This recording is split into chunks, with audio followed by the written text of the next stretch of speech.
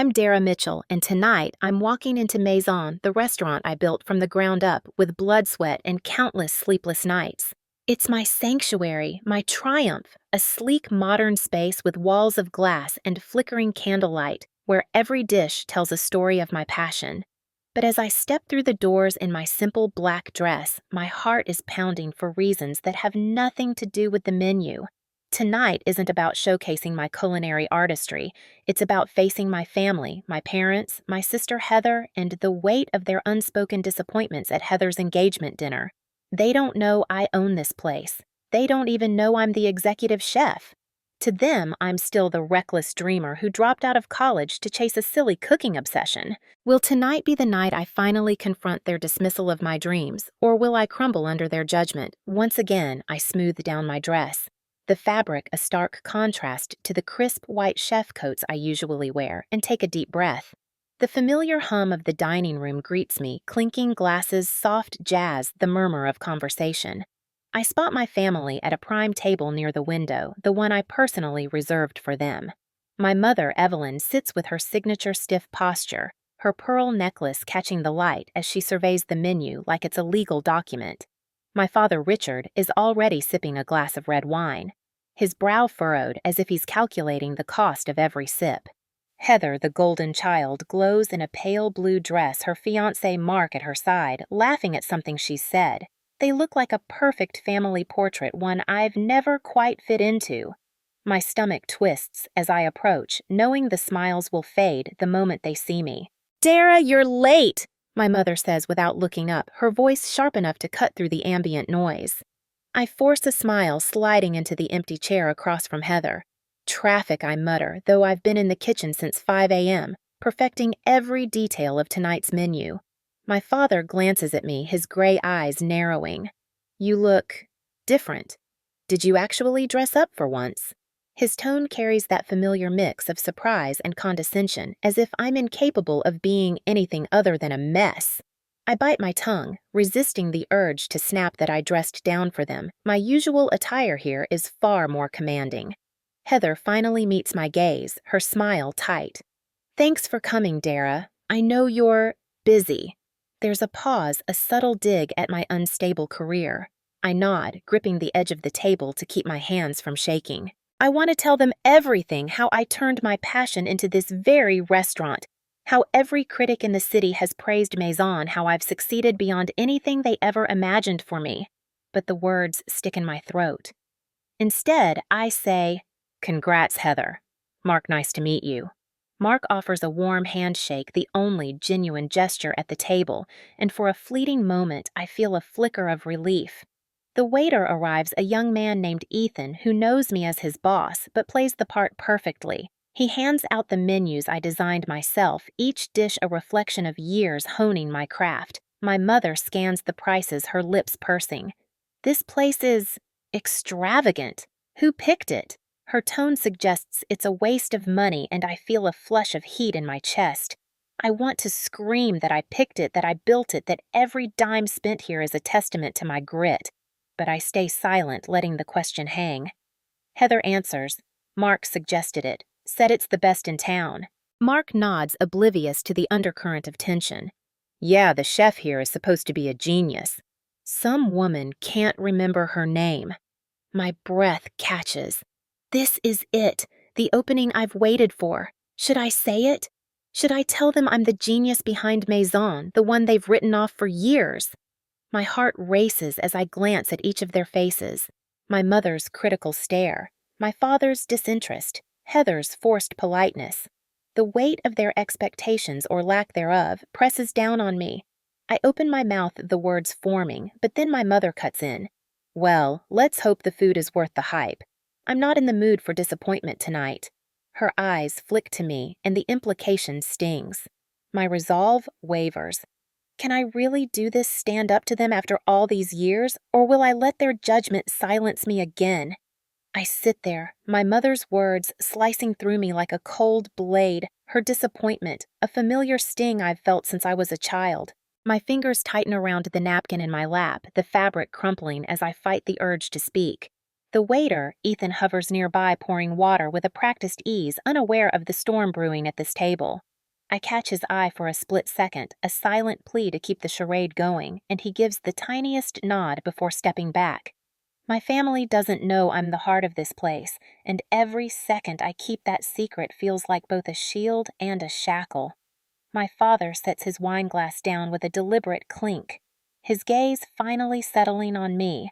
So, Darra, what are you even doing these days? Still playing around in kitchens? His voice drips with that old tired scorn, the same tone he used when I told him I was dropping out of college to enroll in culinary school.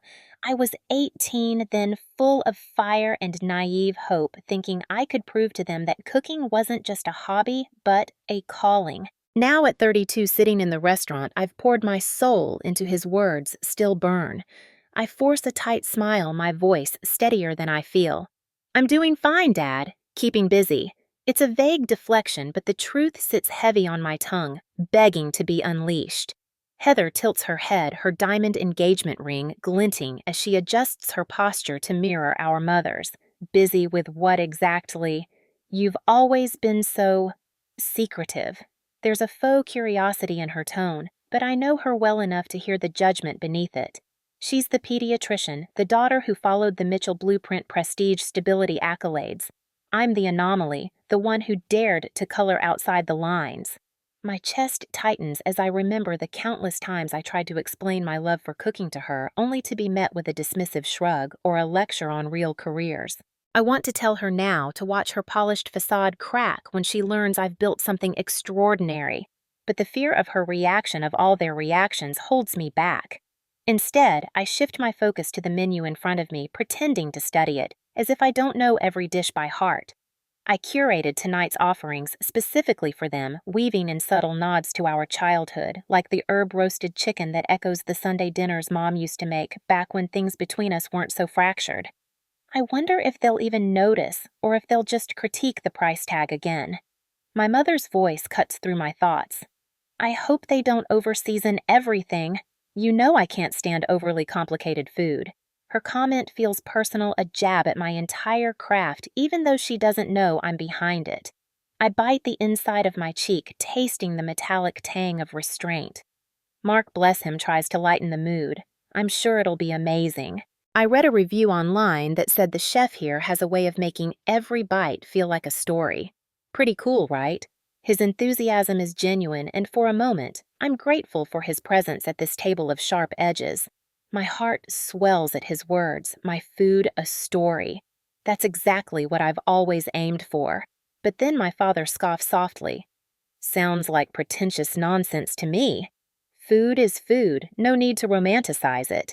The dismissal lands like a punch, and I feel the heat rise to my face. If only he knew he was tearing down my life's work with that casual cruelty. I glance around the table, taking in their faces. Mom's pinched expression, Dad's indifference, Heather's barely concealed impatience.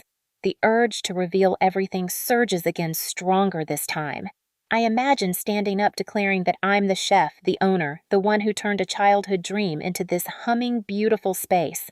I picture their shock, maybe even a flicker of respect.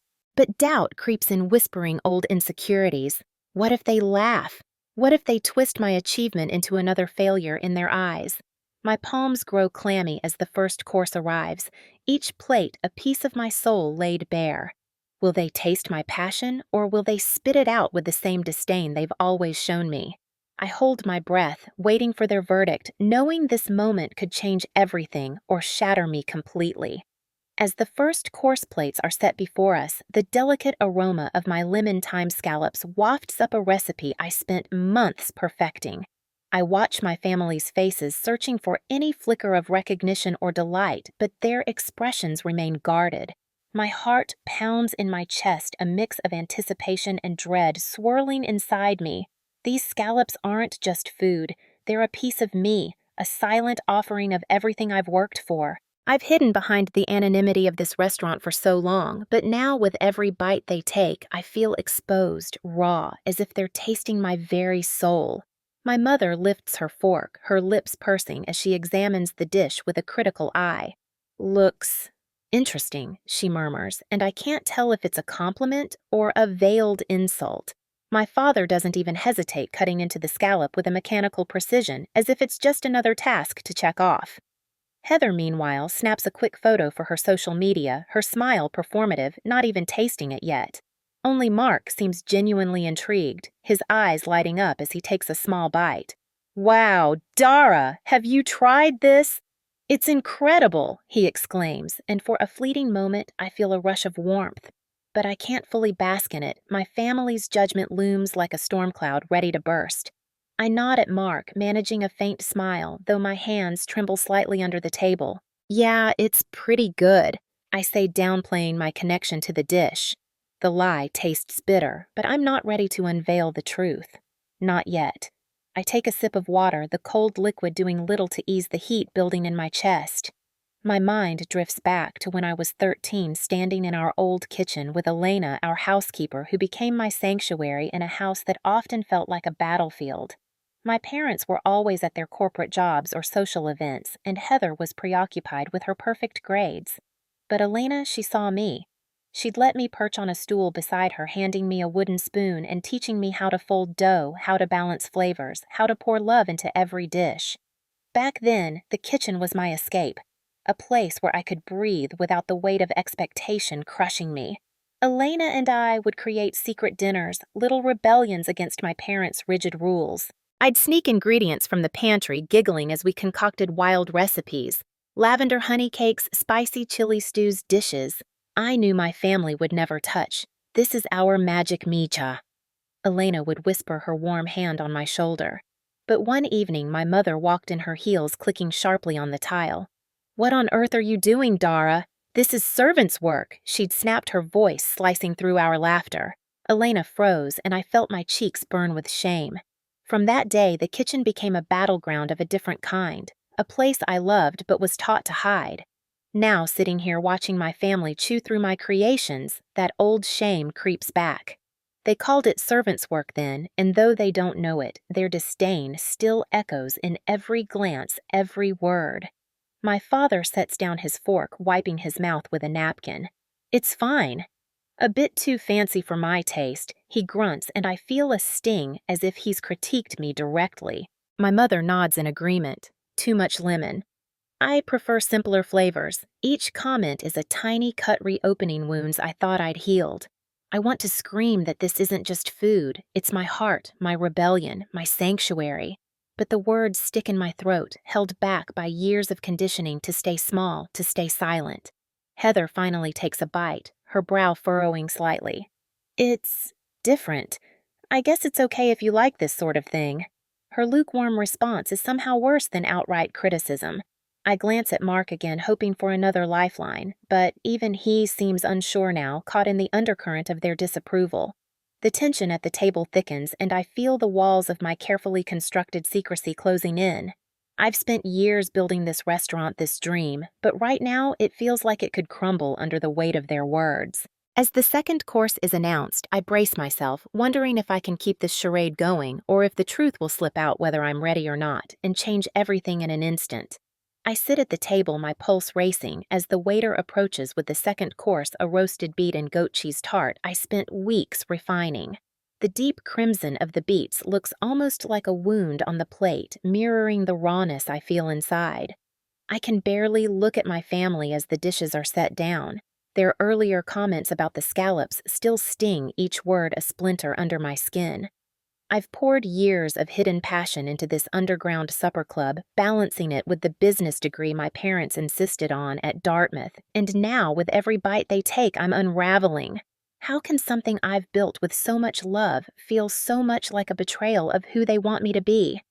My mother lifts her fork again, her movements deliberate, almost surgical. She slices into the tart, her expression unreadable, and I feel a knot tighten in my chest. Beets, she says with a faint grimace as if the word itself tastes sour. I've never been a fan. Her tone is casual, but it lands like a punch. I want to argue, to tell her how I roasted them with rosemary and honey to coax out their earthy sweetness, but I bite my lip instead. Speaking up has never been safe, not in this family where opinions are handed down like edicts. I glance at my father, hoping for a reprieve, but he's already halfway through his portion, chewing with the same detached efficiency he applies to everything. "It's edible," he mutters, and I flinch, though I don't let it show. Heather, predictably, is more focused on her phone than the food snapping another photo with a practiced tilt of her head. "Looks cute," I guess she says without even tasting it, and I feel a flare of irritation. Does she even see the effort the story behind every layer of this dish? Mark at least seems to engage, taking a thoughtful bite and nodding. "This is really unique, Darra. You've got to tell me where you found this place." He says, his tone warm, curious. My heart skips. I can't tell if he's fishing for the truth or just being polite. I force a laugh, light and hollow. Just stumbled across it. Hidden gem. Each lie feels heavier, stacking up like bricks in a wall I'm not sure I can keep standing. Under the table, my hands twist together, fingers digging into my palms as I fight the urge to blurt everything out. I've been living this double life for so long, business classes by day, food science courses, and supper club menus by night, that sometimes I forget where the real me begins. At Dartmouth, I'd sneak into the food science lab after hours experimenting with emulsions and reductions while my classmates were cramming for econ exams. I'd tell myself it was just a hobby, a harmless side project, but deep down, I knew it was more. Every dish I created was a middle finger to the corporate path my parents mapped out for me, a quiet rebellion against the life they demanded I live. But rebellion comes with a price, and I've felt it in the exhaustion, the paranoia of being caught. There were nights I'd lie awake imagining my father's face if he ever found out I wasn't just studying on those late evenings. His disappointment would be a silent weapon sharper than any words. My mother's, though she'd wield her disapproval like a blade, cutting me down with a single look. Even now, as I watch her push the tart around her plate, I can hear her voice from years ago calling my love for cooking beneath us. I've carried that shame like a shadow, and yet I couldn't stop. Cooking became my language, my way of saying everything I couldn't voice out loud. The waiter clears the plates, and I notice my mother's barely touched hers. My stomach churns a mix of hurt and defiance bubbling up. I want to ask if she even tried to taste it to understand it, but the words die before they reach my lips. Instead, I take a deep breath, steadying myself for the next course, a braised short rib with a red wine glaze, a dish that took me months to perfect. As the plates are brought out, I catch a flicker of something in my father's eyes, a rare glint of interest. But before I can cling to that tiny shred of hope, Heather leans over, whispering something to my mother with a smirk. Their quiet laughter feels like a conspiracy, and suddenly I'm not sure if I can survive another round of their judgment or if the secret I've guarded so fiercely is about to slip through my trembling hands. I watch as the waiter sets down the braised short rib with red wine glaze, the steam rising in delicate wisps, carrying the deep savory aroma I spent months perfecting. The meat falls apart at the slightest touch, a testament to hours of slow cooking, and the glaze shines under the dim restaurant lights like a dark, glossy mirror. My heart is a drum in my chest, pounding with a mix of dread and desperate hope. This dish is more than food. It's a piece of me raw and exposed, laid out for my family to dissect. I steal a glance at my father, whose faint spark of interest during the last course keeps me clinging to a thread of optimism. Will this be the moment they finally see me? My mother, as always, is the first to comment, her fork hovering over the plate with a skepticism that cuts deeper than any knife. "It's a bit heavy, don't you think?" she says, her voice laced with that familiar disdain. I feel my throat tighten the words I want to say, how I balanced the richness with a bright herb gremolata trapped behind gritted teeth. I've learned over the years that defending myself only sharpens her criticism. Instead, I nod, forcing a tight smile while inside I'm screaming. How can she reduce months of my sweat and sleepless nights to a single dismissive adjective? My father surprisingly takes a bite without preamble, his jaw working methodically. For a fleeting second, I think I see a flicker of approval in his eyes, a subtle softening of his usually stoic face. Not bad, he grunts, and though it's far from a compliment, I latch onto it like a lifeline. Not bad. From him, that's almost praise. My chest swells with a fragile kind of pride, but it's short-lived. Heather, snapping out of her phone-induced haze, pokes at the rib with her fork as if it might bite her. Looks greasy, she mutters, not even bothering to taste it before pushing the plate away. The rejection stings not because I expected more from her, but because it's another reminder of how little they care to understand. Mark, ever the diplomat in our family, offers a small, encouraging smile. This is seriously impressive, Darra. How'd you even find a place with food like this? His tone is genuine curious, and it sends a jolt of panic through me. He's getting too close, asking questions I can't answer without unraveling the web of lies I've spun. I laugh the sound brittle even to my own ears. Just got lucky, I guess. Word of mouth. My palms are slick with sweat under the table, and I wipe them on my napkin, praying he doesn't press further. Every word feels like a step on a tightrope, one wrong move away from a disastrous fall. I've been walking this tightrope for years, ever since my MBA days, when I first realized the corporate world my parents envisioned for me felt like a cage. The long nights studying finance and strategy at Dartmouth were suffocating, each lecture a reminder of a life I didn't want. That's when I started sneaking into the food science lab, losing myself in the alchemy of flavors and textures. It was there, in the quiet hum of midnight experiments, that I met Chef Laurent Bisset.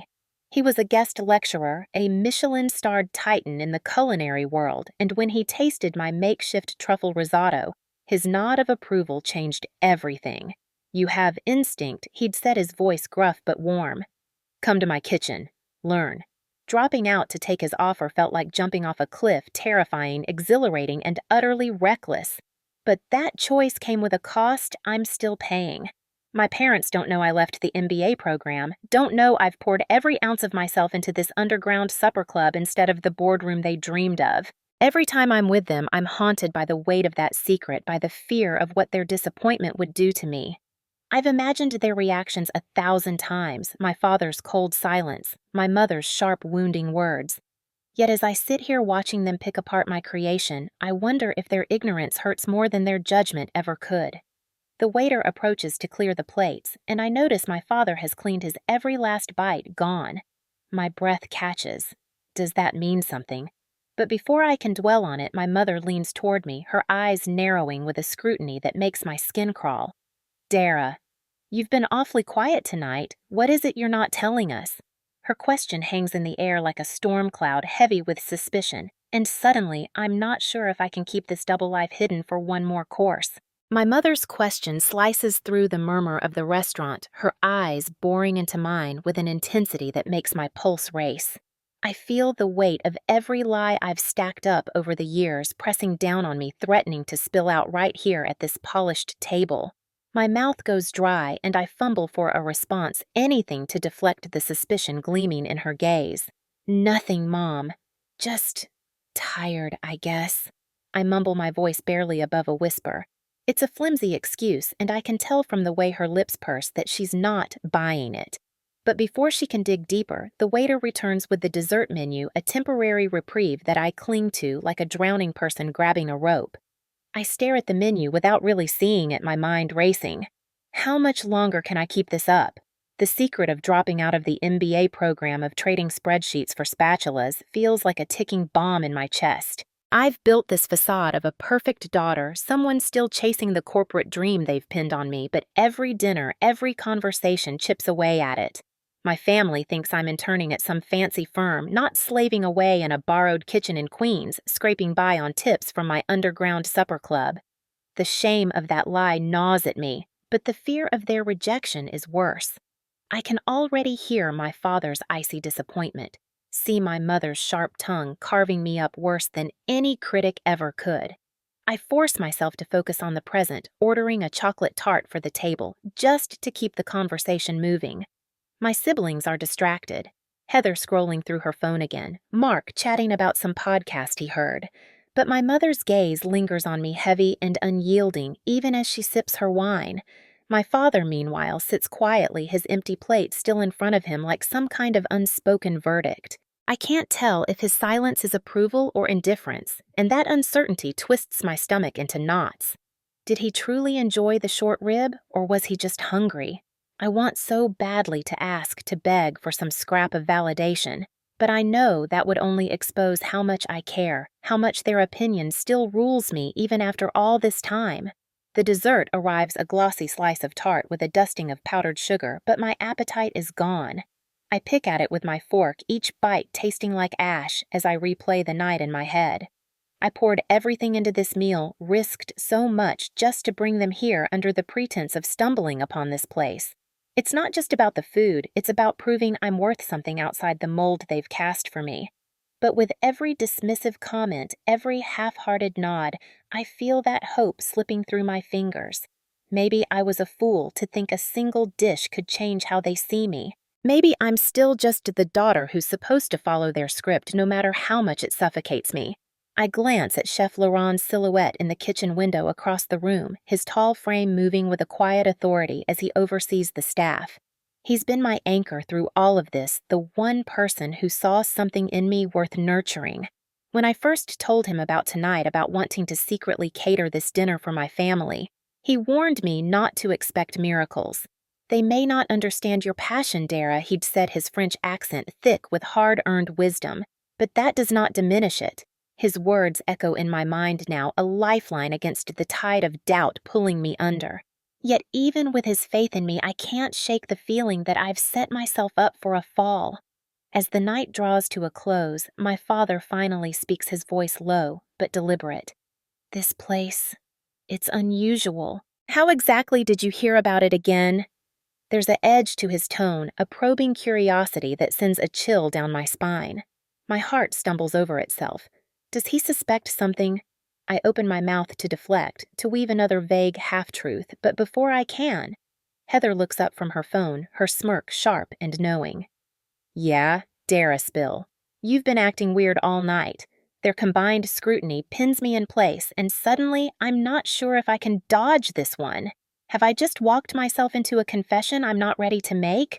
My father's question hangs in the air, heavy as a storm cloud about to break, while Heather's smirk cuts me deeper than any knife I've ever wielded in a kitchen. I feel the walls of Maison closing in the clink of silverware and murmur of other diners fading into a dull roar in my ears. My hands tremble under the table, and I grip the edge of my napkin like it's the only thing keeping me anchored. I've spent 2 years building this place, pouring every ounce of myself into its foundation. Every late-night experiment with flavors, every rejection from potential investors, every moment of doubt I pushed through to make this dream real. And now, with my family's eyes boring into me, it feels like it could all crumble in a single breath. I force a smile, but it feels brittle, like it might crack at any second. I just came across it online, I say, my voice thinner than I'd like. A friend mentioned it, thought it'd be nice for a family dinner. The lie tastes bitter, worse than overcooked roux. But I swallow it down, hoping they'll let it slide. My father's brow furrows, his silence more accusing than any words could be. Heather, though, isn't done. She leans forward, her phone-forgotten eyes glinting with a mix of curiosity and mischief. A friend, huh? You've been real secretive lately, Darra. What's really going on? Her tone is light teasing, but it feels like a jab straight to my gut.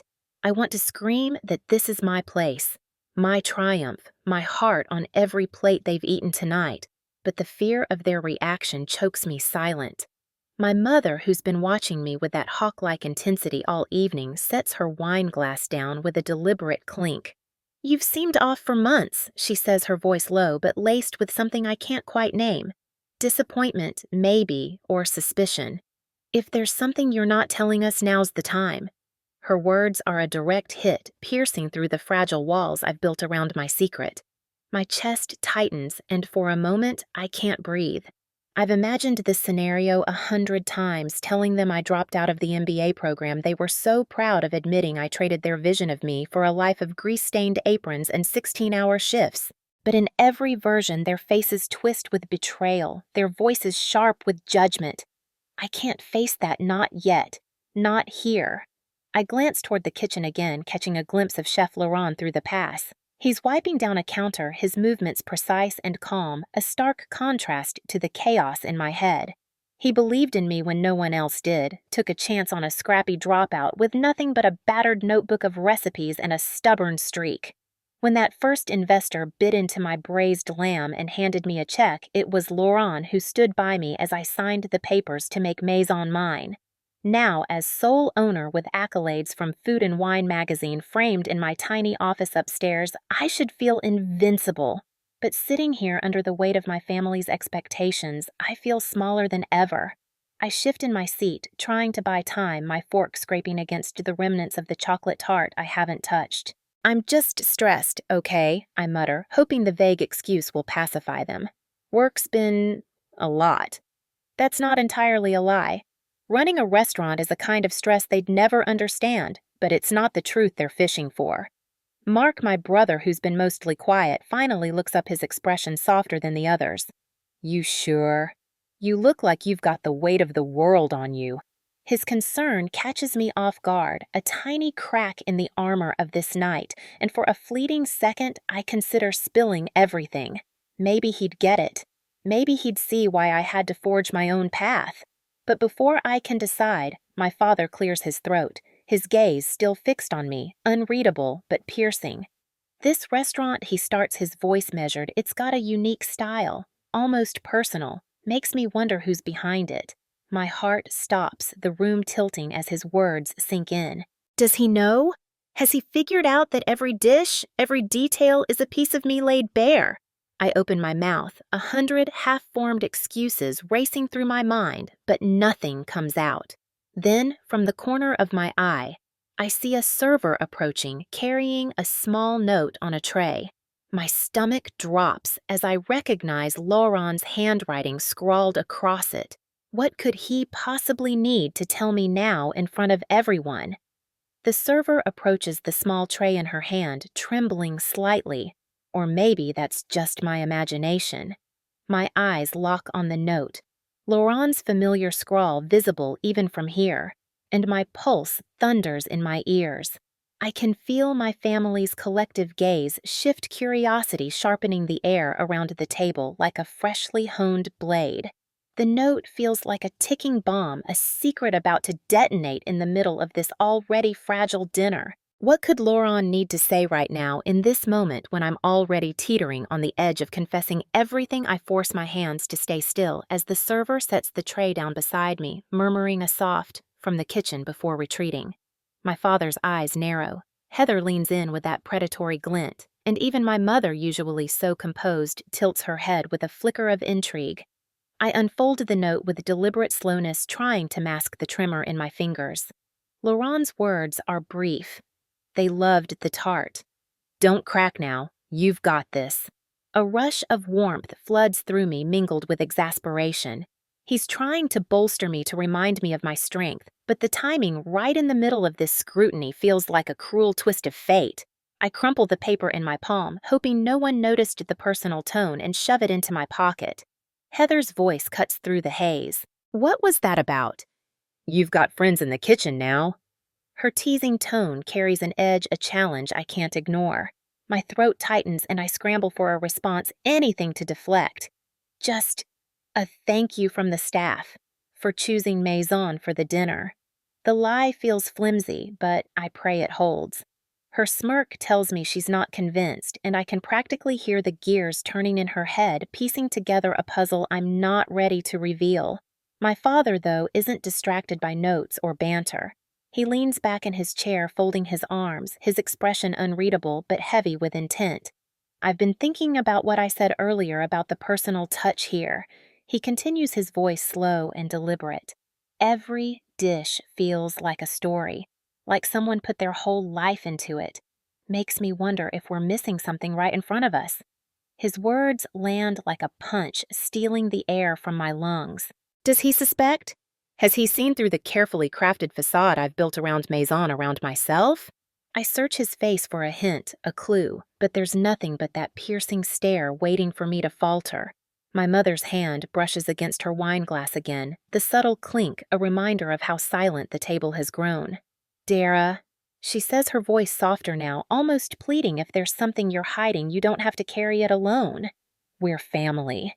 The sincerity in her tone cracks something inside me, a fissure in the dam I've built to hold back the truth. I want to tell her, Tell them all that this restaurant is mine, that every recipe they critiqued tonight was born from my hands, my heart. But the fear of their disappointment of seeing their pride in me crumble keeps the words locked behind my lips. Mark, sensing the tension, tries to lighten the mood. Hey, let's not turn this into an interrogation. It's Heather's engagement dinner after all. He shoots me a small, reassuring smile, but it does little to ease the knot in my chest. Heather, though, isn't ready to let it go. No, I think Mom's right. Darra's been dodging us all night. What's the big secret? Her challenge hangs in the air, daring me to answer, to finally lay everything bare. Before I can respond, the server returns this time with the check, setting it in the center of the table with a polite nod. My father reaches for it instinctively, but Heather snatches it first, her eyes scanning the total with a dramatic flourish. Wow, this place isn't cheap. Good thing Darra picked such a random spot online, huh? Her sarcasm stings, and something inside me snaps. I've endured their jabs, their subtle digs about the food, my food, all night. But this, the implication that I've somehow burdened them, pushes me over the edge. My voice comes out sharper than I intend. If it's such a problem, I'll cover it. The table falls silent, every eye on me as I realize what I've just said. Covering a bill like this for a dinner at a high-end restaurant isn't something I should be able to afford. Not in their eyes, not with the life they think I lead. My father's brow lifts, suspicion deepening, and Heather's smirk returns sharper than ever. "Since when do you have that kind of money, Darra?" She asks, her tone dripping with intrigue. My heart races as I grapple with the decision. Should I backtrack? Or is this the moment I finally tell them everything? Consequences be damned, I sit there frozen. Heather's question hanging in the air like a storm cloud ready to burst. My offer to cover the bill, a spontaneous burst of frustration, has turned every eye at the table on me, their scrutiny burning into my skin. My heart hammers against my ribs, and I can feel the heat creeping up my neck. Since when do I have that kind of money? Her words echo in my mind, taunting me, daring me to either lie again or finally spill the truth I've carried for years. I glance at my father, his expression a mix of suspicion and curiosity, and my mother, whose gentle concern now feels like a weight pressing down on my chest. I open my mouth to deflect, to weave another flimsy excuse, but the words won't come. Instead, something raw and unfiltered rises up, a tidal wave of emotion I can't hold back any longer. I can cover it.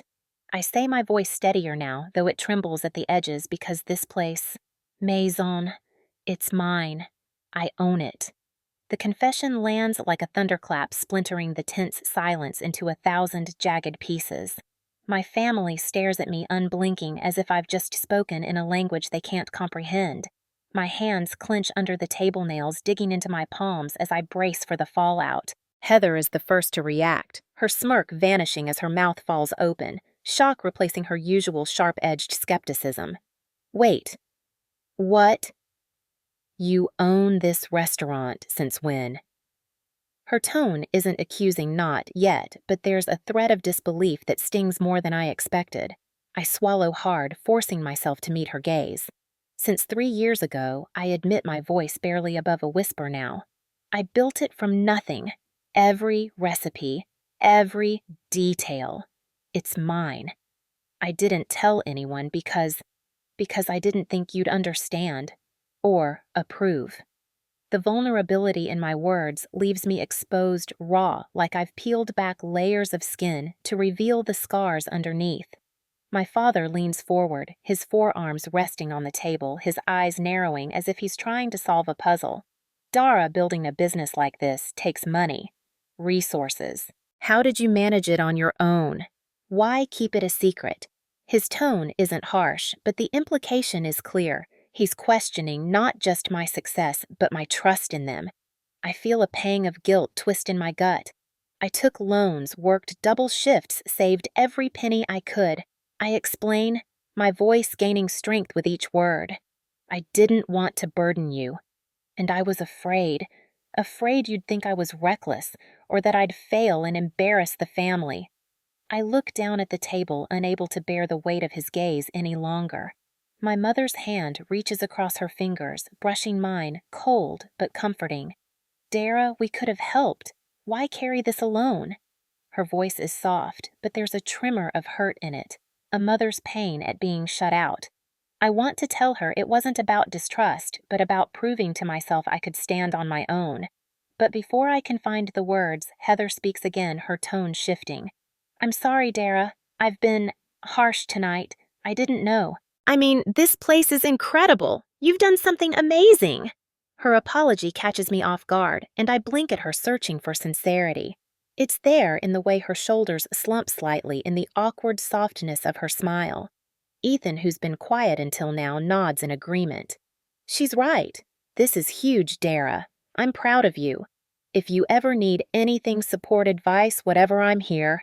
His words are a balm, a small lifeline in the sea of uncertainty, and I manage a shaky smile in return. But my parents' reactions feel less certain. My father's pride is evident in the way he nods slowly. But there's a conditionality to it, a sense that he's proud of the achievement, not necessarily of the secrecy. My mother's eyes shimmer with unshed tears, and I can't tell if it's admiration or disappointment. We're proud, Darra, she says finally, but trust goes both ways. We deserved to know. Her words cut deep, and I feel the fragile hope I'd clung to waver. Is their love truly unconditional, or does it come with strings, expectations of transparency, of fitting into their vision of who I should be?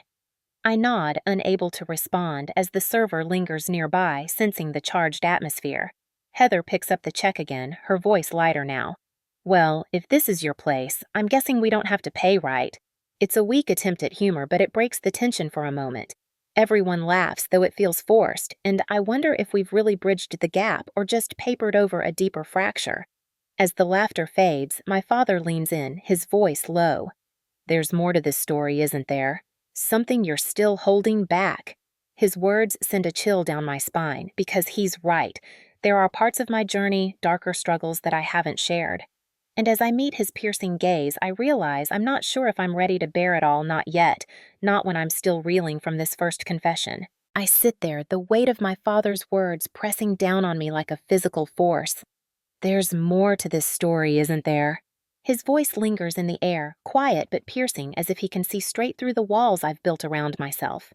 My throat tightens, and I feel the familiar urge to run to Dodge, to bury the rest of my truth under a pile of half-smiles and vague excuses.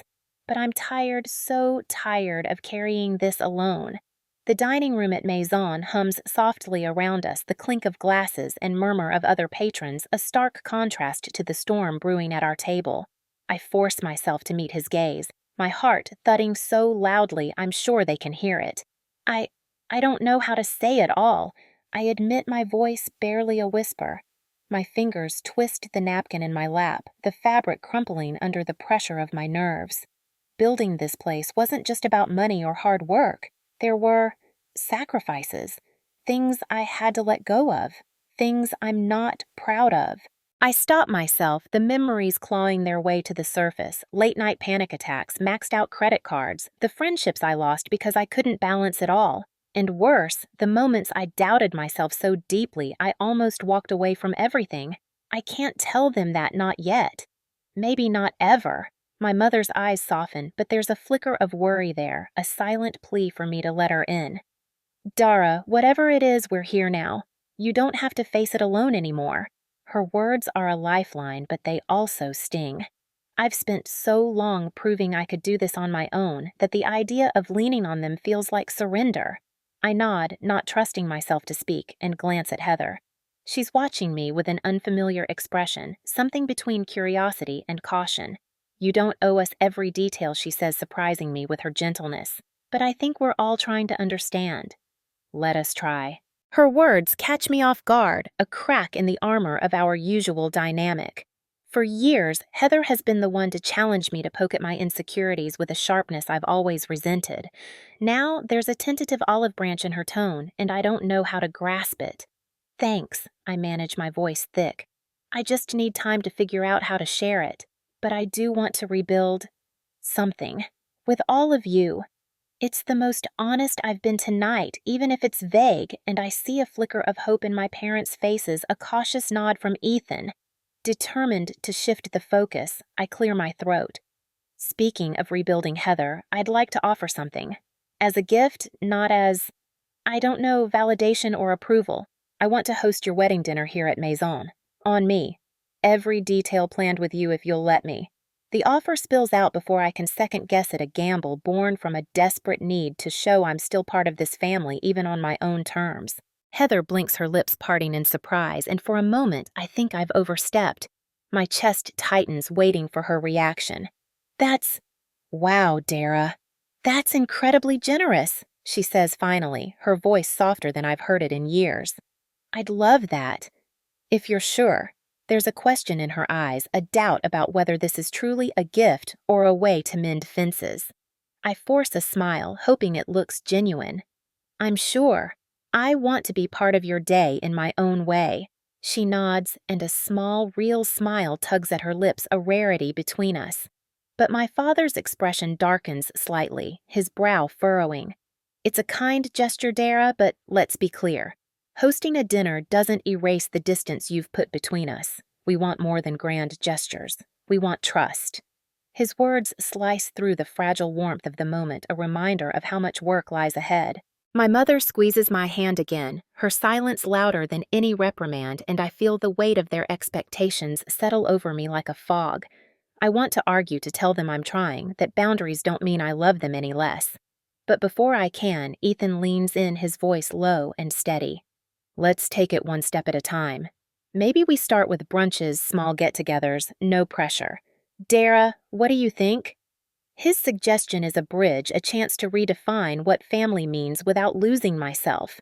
I nod slowly, grateful for his calm amidst the tension, but my mind is racing. Can I really open up again piece by piece without unraveling completely?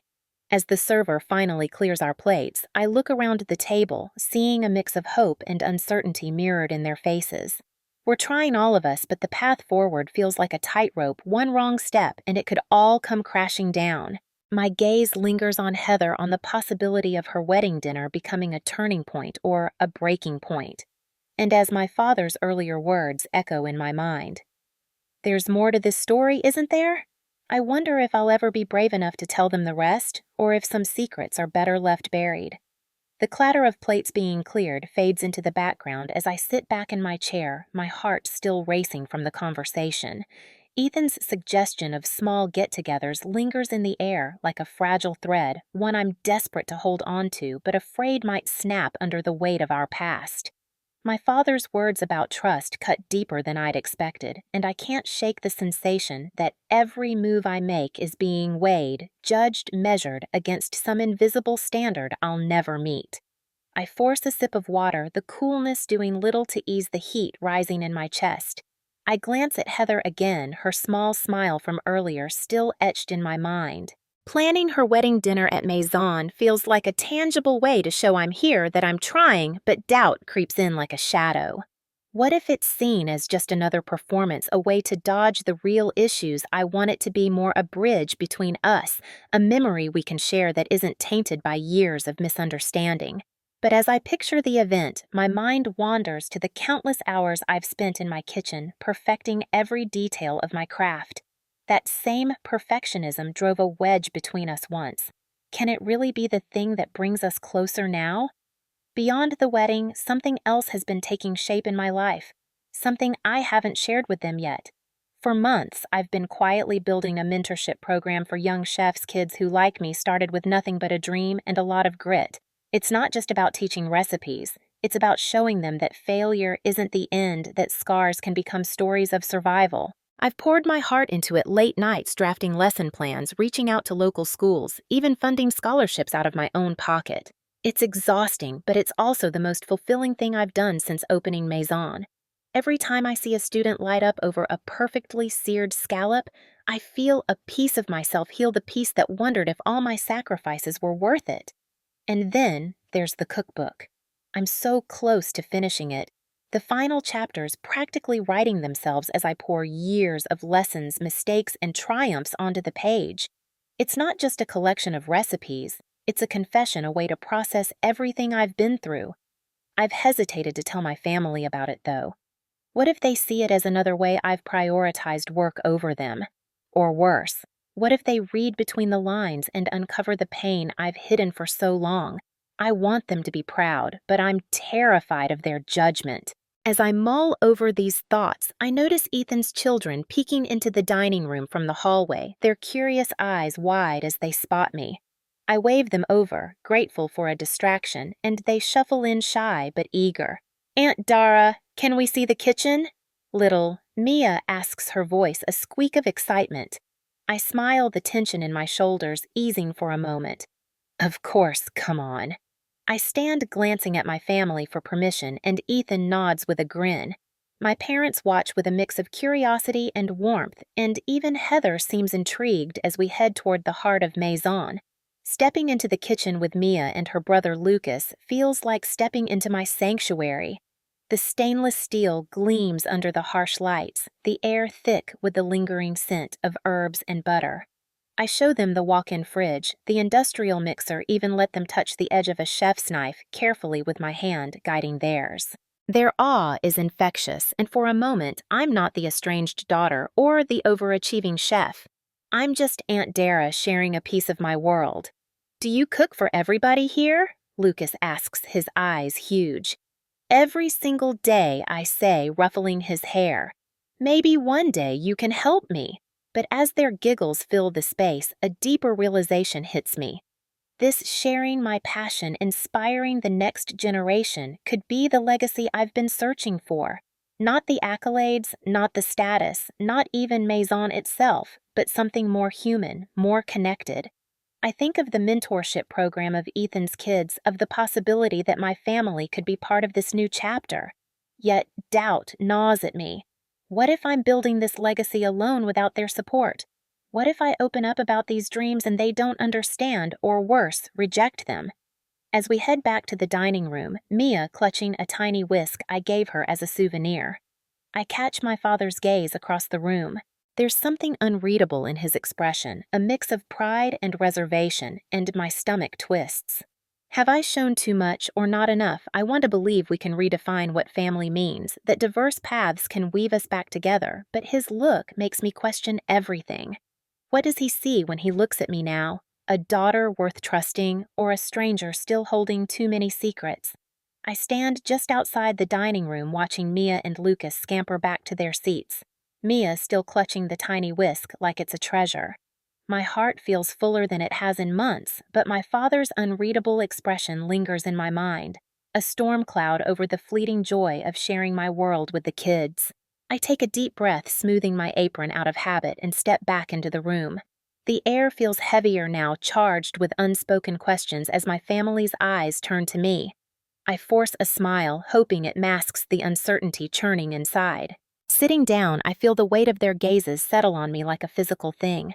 My mother's hands are folded neatly in her lap, her posture straight but her eyes warm, almost searching. Ethan is chatting with Heather about something mundane, but I catch him glancing my way as if gauging my mood. I wonder if they can sense the dreams I've been holding close, the ones I haven't dared to voice yet. The mentorship program, the cookbook, the second restaurant I've been quietly planning for nearly a year, they're all pieces of a bigger picture, a life I've built on my terms. But here under their scrutiny, I question whether those pieces fit into the puzzle of our family at all. I pick at the edge of my napkin, my thoughts drifting to that second restaurant. It's not just a business venture, it's a declaration of who I've become. Located in a neighboring city, it's going to be different from Maison, more intimate, a celebration of the street food I grew up on, reimagined with the finesse I've honed over years. I've spent countless nights sketching menus, tasting dishes, and hunting for the perfect space. I've even named it Roots, a nod to the gritty beginnings that shaped me. But I haven't told anyone, not even my closest staff. What if it fails? What if I've stretched myself too thin? And more than that, what if my family sees it as another way I've chosen my career over them?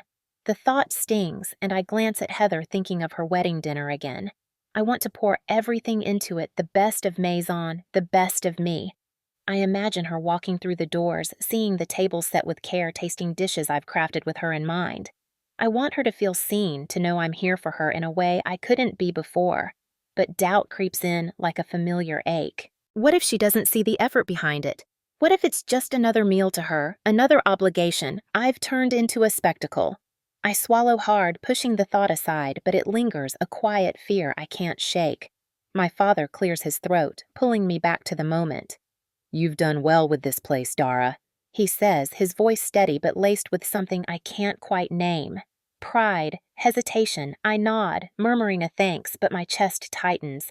His words feel like a stepping stone, a tiny bridge over the chasm between us, but I'm terrified to cross it. What if I misstep? What if I reveal too much about my plans? Roots the mentorship, the cookbook, and he sees them not as accomplishments, but as walls I've built to keep them out. I've spent so long proving myself through food, through perfection, that I'm not sure how to prove myself as a daughter anymore. I think back to a year ago when Maison was still a gamble, when every day felt like a battle to keep the doors open. I'd lie awake at night wondering if I'd ever feel like I belonged anywhere here with my family or even in my own skin. Now, sitting in this quiet moment, I realize that food has become my language, a way to speak when words fail me. Every dish I create carries a piece of my story, my struggles, my love. And authenticity, staying true to that story, even when it's messy, has become my wealth. Not the money, not the recognition, but the quiet knowing that I've defined success on my own terms. But as I look around the table, I wonder if they see that success, or if they only see the years I spent chasing it, the years I wasn't here. I want to ask them to lay everything bare. My dreams for Roots, my hopes for Heather's wedding, my fears of failing them again. I want to know if they've found their own definition of success, if they've wrestled with the same doubts I have. My lips part the words forming, but then I catch my father's eye again. There's a flicker of something, curiosity maybe, or challenge, and I freeze. What if I ask, and the answer isn't what I'm ready to hear? What if opening up now only widens the gap I've fought so hard to close?